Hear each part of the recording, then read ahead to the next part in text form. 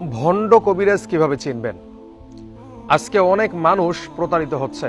বিশেষ করে আমার কিছু নিয়মিত দর্শক আছে যারা প্রতিনিয়ত আমার ভিডিও দেখে, তারা নিয়মিত প্রতারিত হচ্ছে। অনেকে আমার কাছে SMS দিয়েছে, হুজুর অমুক হুজুরকে টাকা দিয়েছি কিন্তু কাজ হয়নি, অমুক কবিরাজকে টাকা দিয়েছি কিন্তু কাজ হয়নি, আমার কাজটা আসলে কে করতে পারবে, একটু সলিউশন দিয়ে দেন।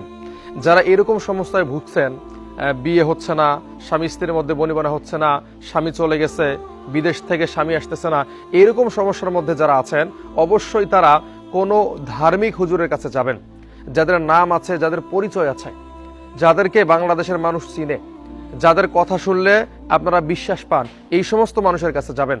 আর আপনি যদি কোনো ভণ্ডের কাছে যান, যারা মালা পরে, দুল পরে, বিভিন্ন রকম সরঞ্জাম রেখেছে, আপনাদেরকে ভিডিও কলে দেখায়, এদের কাছে যদি যান, অবশ্যই আপনারা প্রতারিত হবেন।